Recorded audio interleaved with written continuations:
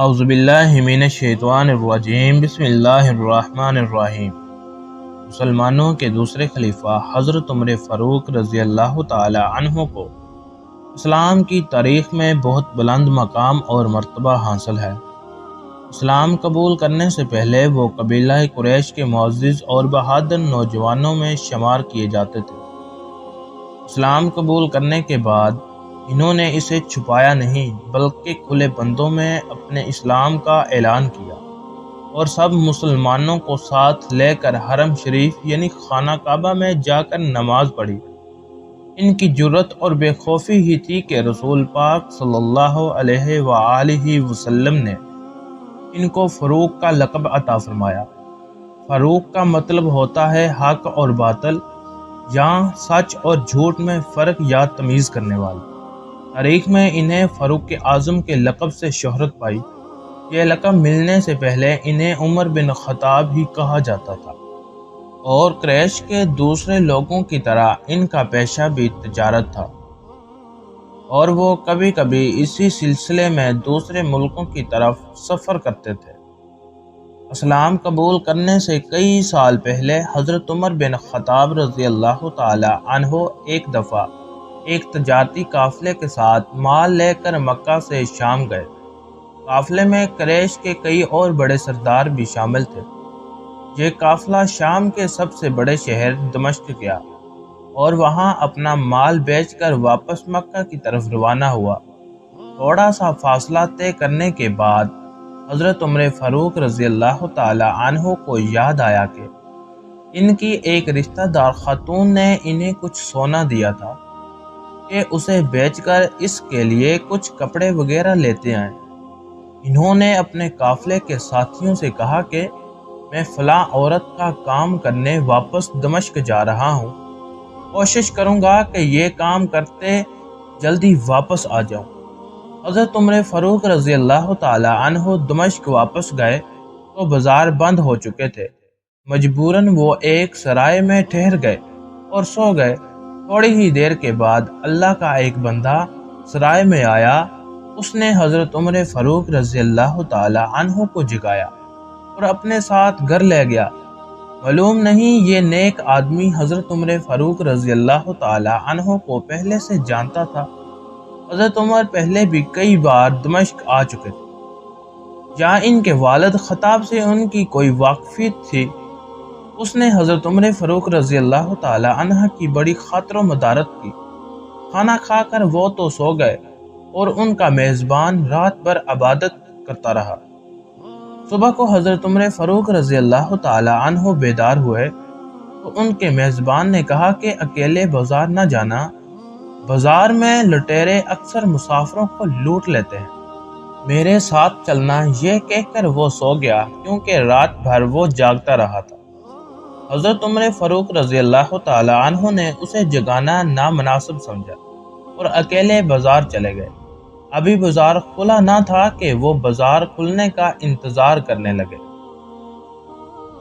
کچھ دیر کے بعد ایک عیسائی پادری اپنے نوکروں کے ساتھ آیا اور حضرت عمر فاروق رضی اللہ تعالی عنہ کی طرف اشارہ کر کے اپنے نوکروں کو حکم دیا، اس شخص کو پکڑ لو، یہ گرجے کا کام بہت اچھے طریقے سے کر لے گا۔ اس زمانے میں حضرت عمر بن خطاب رضی اللہ تعالی عنہ بڑے تندومند پہلوان تھے۔ پادری کے نوکروں نے ان کو پکڑ لیا اور ایک پرانے گرجے میں لے گئے۔ پادری نے اس کو ایک ہتھیار دیا اور ان کو گرجے کی دیوار توڑنے پر لگا دیا۔ ایسا معلوم ہوتا تھا کہ وہ اس کی جگہ نیا گرجا بنوانا چاہتے ہیں۔ حضرت عمر فاروق رضی اللہ تعالی عنہ دن بھر کام کرتے رہے۔ کہیں شام کو جا کر چھٹی ملی اور وہ تھکے ہارے سرائے میں آ کر بیٹھ گئے۔ پہلے دن والا نیک آدمی پھر آیا اور ان سے پوچھا، آپ کدھر چلے گئے تھے؟ حضرت عمر فاروق رضی اللہ تعالی عنہ نے اسے سارا قصہ سنایا تو وہ انہیں پھر اپنے گھر لے گیا اور ان کی بڑی خاطر و مدارت کی اور انہیں تاکید کی کہ کل بازار جاتے وقت مجھے ساتھ لے جانا۔ اس کے بعد وہ عبادت میں مشغول ہو گیا اور حضرت عمر فاروق رضی اللہ تعالی عنہ سو گئے۔ پھر اس طرح دوسرے دن آپ رضی اللہ تعالی عنہ بیدار ہوئے تو اپنی نیک میزبان کو سوتا پایا، تو انہوں نے اب کی بار بھی اس کو جگانا مناسب نہ سمجھا اور اکیلے بازار چلے گئے۔ اتفاق سے پھر وہی بادری اپنے نوکروں کے ساتھ آیا اور حضرت عمر فاروق رضی اللہ تعالی عنہ کو پکڑ کر لے گیا۔ ان کو غصہ تو بہت آیا، لیکن کیا کرتے، غیر ملک میں وہ اکیلے تھے اور کوئی ہتھیار بھی پاس نہ تھا۔ دوسری طرف بادری کے ساتھ 7-8 نوکر بھی تھے اور سب ہتھیار بند تھے۔ پہلے دن کی طرح حضرت عمر رضی اللہ تعالی عنہ ہتھیاروں کے ساتھ گرجے کی دیوار توڑنے میں رہے۔ جب دھوپ تیز ہوئی تو بادری اور ان کے نوکروں نے کام میں مشغول دیکھ کر چلے گئے اور حضرت عمر فاروق رضی اللہ تعالی عنہ دیوار کے سائے میں دم لینے کے لیے بیٹھ گئے۔ اتنے میں وہ بادری گھوڑے پر سوار چپکے سے آیا اور حضرت عمر فاروق رضی اللہ تعالی عنہ کے سر پر ایک ہتھوڑا مار کر کہا، ہم سب گھر گئے تو نے کام کرنا ہی چھوڑ دیا۔ اب حضرت عمر فاروق رضی اللہ تعالی عنہ کو صبر کی تاب نہ رہی۔ انہوں نے ادھر ادھر نظر دوڑائی، ہر طرف سناٹا تھا۔ انہوں نے بادری کو گھوڑے سے کھینچ کر نیچے گرا لیا اور ان کے سر پر ہتھوڑا مارنا شروع کر دیا۔ وہ بہت چیختا چلاتا، لیکن کوئی اس کی مدد کے لیے نہ پہنچا۔ حضرت عمر فاروق رضی اللہ تعالی عنہ نے ٹوٹی ہوئی دیوار کا ایک بھاری تھا پتھر اٹھا کر اس کے سر پر دے مارا۔ وہ پہلے ہی زخمی تھا، اب اس نے دم دے دیے۔ اس کو مرتے دیکھ کر حضرت عمر فاروق رضی اللہ تعالی عنہ تیزی سے بھاگ کھڑے ہوئے اور جس راستے سے دمشق آئے تھے وہ راستہ چھوڑ کر ایک دوسرے راستے پر چل پڑے۔ شہر سے کافی دور انہیں خچر پر سوار ایک رومی ملا اور ان کے ساتھ چلنے لگا۔ وہ کچھ باتیں کرنے لگا، لیکن نہ وہ آپ رضی اللہ تعالی عنہ کی زبان سمجھتا تھا اور نہ آپ ان کی زبان سمجھتے تھے۔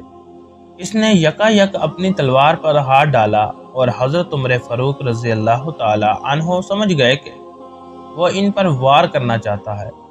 انہوں نے فوراً اسے خچر سے نیچے کھینچ لیا اور اس سے تلوار چھین کر اس کی ایک ہی وار سے اس کا کام تمام کر دیا۔ اس کے خچر پر سوار ہو کر آگے چل دیے۔ اس کے بعد کیا ہوتا ہے، اس کا حال خود حضرت عمر فاروق رضی اللہ تعالی عنہ نے اس طرح بیان کیا ہے کہ اس جگہ سے روانہ ہو کر میں ایک گرجا گھر کے پاس پہنچا جہاں عیسائیوں کی ایک جماعت رہتی تھی۔ میں گرجے کے اندر داخل ہوا تو گرجے میں رہنے والے سب لوگ میرے ارد گرد جمع ہو گئے اور مجھ سے میرے حالات کے بارے میں پوچھنے لگے۔ پھر وہ اپنے اسقف عیسائی عالم کے پاس گئے اور اسے میرے گرجے میں آنے کی اطلاع دی۔ اسقف میرے پاس آیا اور مجھے نہایت ہی غور سے دیکھنے کے بعد کہنے لگا، ایسا معلوم ہوتا ہے کہ تمہیں کسی چیز کا خوف ہے۔ میں نے کہا، تم نے کیسے اندازہ کیا کہ مجھے کسی چیز کا خوف ہے؟ اس نے میرے سوال کو ٹال دیا اور کہا، آپ جب تک چاہیں یہاں ٹھہریں، آپ کو یہاں کسی قسم کا کوئی خطرہ نہیں، کیونکہ آپ ہماری حفاظت میں ہیں۔ پھر اسقف نے کہا، مجھے اپنے گھر میں مہمان کی طرح رکھنا اور میری نہایت خاطر و مدارت کی۔ پھر پوچھا، آپ کون ہیں؟ میں نے اسے بتایا کہ میں مکہ کا رہنے والا ہوں اور قبیلہ قریش سے تعلق رکھتا ہوں۔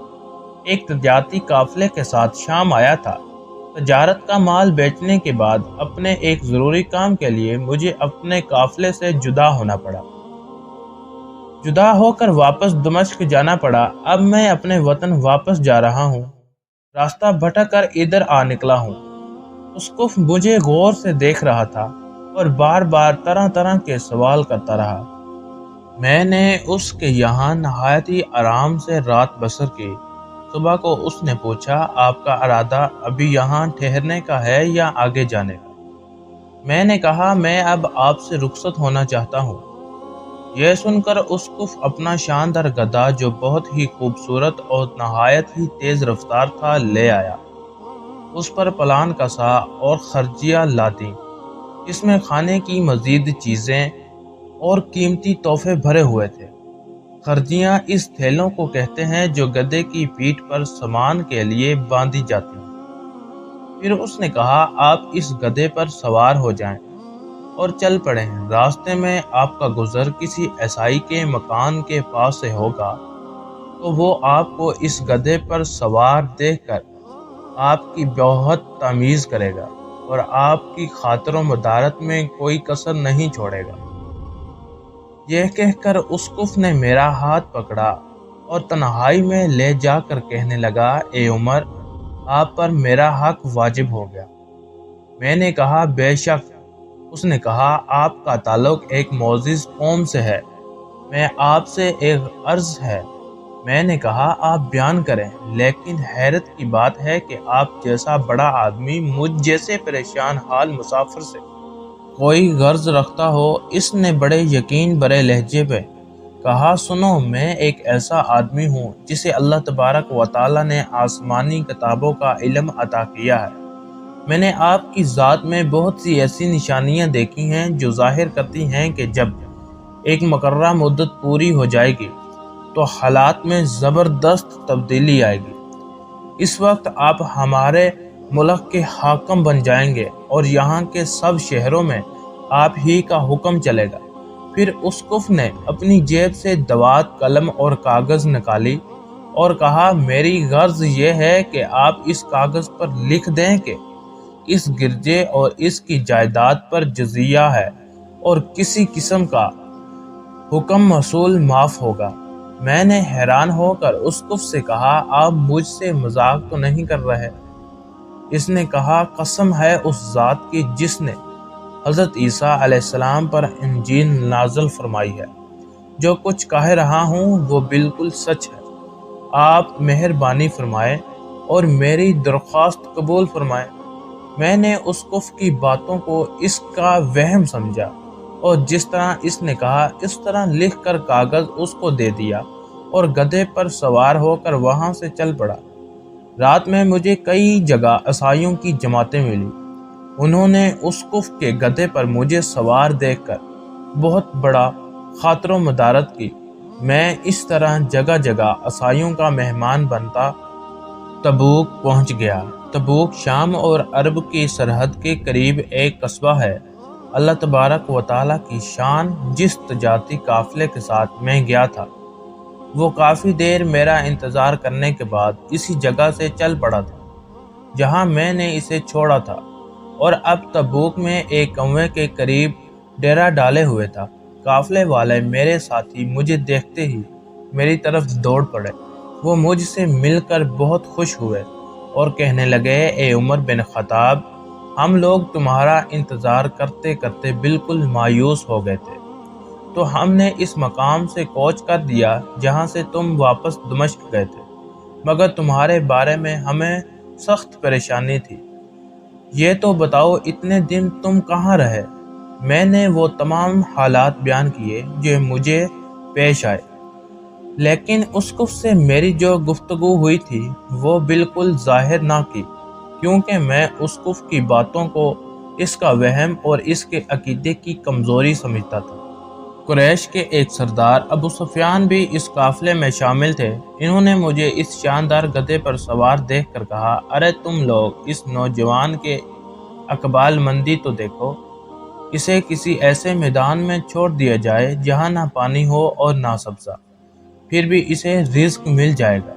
اسقف نے رخصت کرتے وقت مجھ سے کہا کہ جب میں اپنے ساتھیوں کے پاس پہنچ جاؤں اور گدھے کی ضرورت نہ رہے تو اس کی رسی کو خرجیوں میں رکھ کر اور خرجیوں کو مضبوطی سے باندھ کر گدھے کو اسی جگہ چھوڑ دو۔